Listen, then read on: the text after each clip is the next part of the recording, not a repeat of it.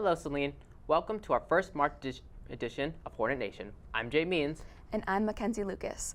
For this show, we get some insight on NIL deals and take a close look at where a former Celine athlete has ended up. And finally, we reel in some knowledge about competitive fishing. All of this and more on this episode of Hornet Nation.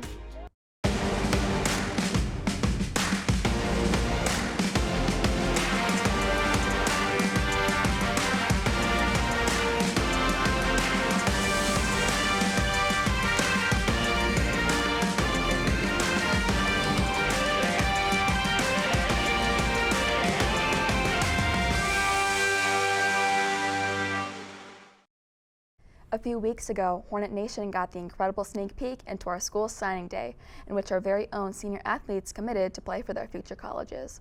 But what happens next for our athletes? Luke Johnson has decided to discover the college benefits of name, image, likeness deals. With signing day over, many athletes here at Celine will continue their respective sports in college. When entering the world of college athletics, new opportunities arise for them. Name, image, and likeness. Dr. Scott Grant teaches and presents about NIL.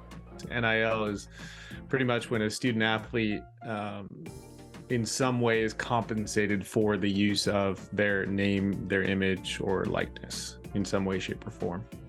Athletics could get you started when signing a NIL deal, but it's not all that. A lot of it has to do with social media. I think 72% of most NIL deals are around social media posting and ambassadorship. Kid likes a certain type of protein, and now that NIL is allowed in his state, he could pitch the idea that he would be an ambassador for that protein. He gets a discount on the protein and then does so many social media posts on behalf of the protein company. Speaking of being allowed in your state, states have different laws regarding NIL. So, I read Michigan law regarding name, image, and likeness. I took away 3 things. 1. High school students cannot make NIL deals. 2.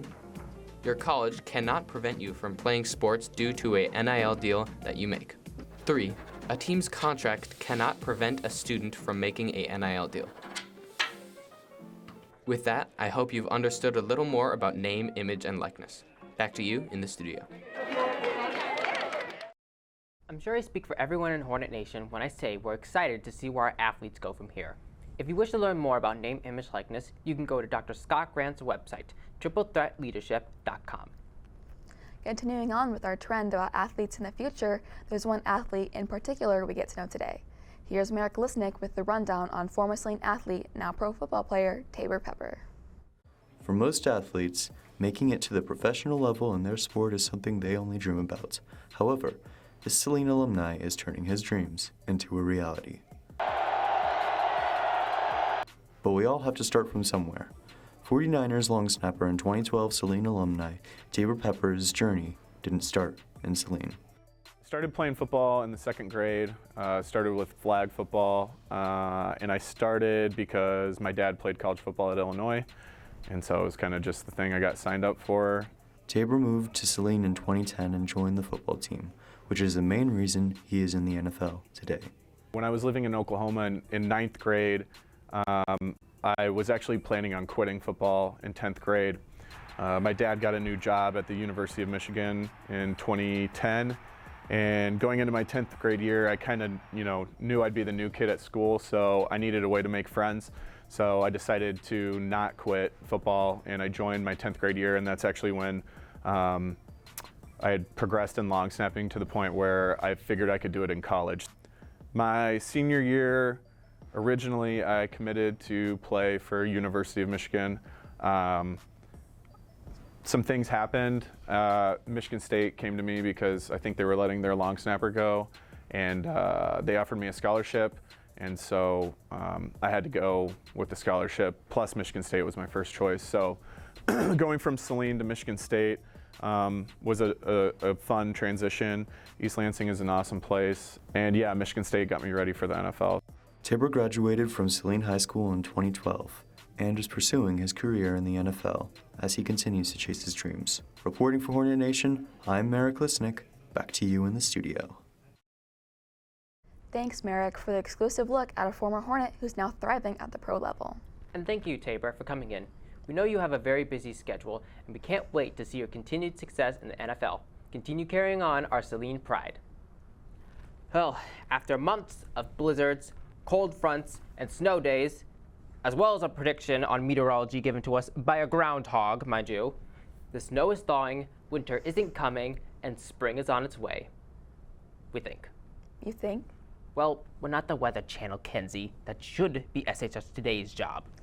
Well, when the water unfreezes, I'm going to look forward to a nice little fishing trip. Honestly, I don't really understand fishing. Well, why don't we see how it works? Here's Owen Benes with the insight into the sport of competitive fishing. Despite what most people say, fishing isn't always a relaxing pastime. Scoop, scoop, scoop, scoop, scoop, scoop. Yeah, baby! Get some of that one! Yeah! Woo! Fishing has grown drastically in popularity since COVID. Hayden Scott, a member of the Adrian varsity fishing team, has caught this recent wave of popularity and is now riding it to hopefully a professional career. I want to say 4th or 5th grade, I started knowing about the professional side of bass fishing. And ever since I realized that there's people doing this for a career and doing it for a living, I was absolutely ate up with it. His career really started in high school, however, as he founded the old fishing club here at Saline High School. After he left, the club was shut down, up until recently. Fishing club is more of like, it's more free because we do like any type of fishing we can. Jack Starkey founded the fishing club once again with the help of Hayden's mom, Melanie Scott. Jack proceeded to recreate the fishing club greater and better than ever. They now have branched out to all sorts of things. We also still do those competitions and kind of lean towards like both sides, like the competitive side and just like relaxed fishing with like multi-species fishing. But like all clubs, there needs to be someone to take the throne as soon as Jack graduates this year. I mean, I just say we want more people because I know my dad, like if enough people join in the springs, that's our biggest time, that he'd want to like continue next year even after I leave. We need as many people as we can. It's a fun club. We do lots of activities, lots of community service things, not just fishing. If you're at all interested in fishing competitively or casually, please check out their Instagram at Saline High School Fishing Club. This has been Owen Benes. Back to you in the studio. Well, I definitely learned something from that. Thank you, Owen, for the literal deep dive into our community's fishing. And let's all wish Hayden good luck this year at this year's Bassmaster Open, where he'll be competing for Adrian College. That's all for this show. Tune in next time for info on the swim and wrestling state qualifiers, as well as a player profile on girls basketball player Beth Ann Ford. Be sure to follow us on Twitter for the latest show updates at Nation Hornet and at Saline Video on YouTube and Instagram. I'm Jay Means. And I'm Mackenzie Lucas. Have a great day, Hornets.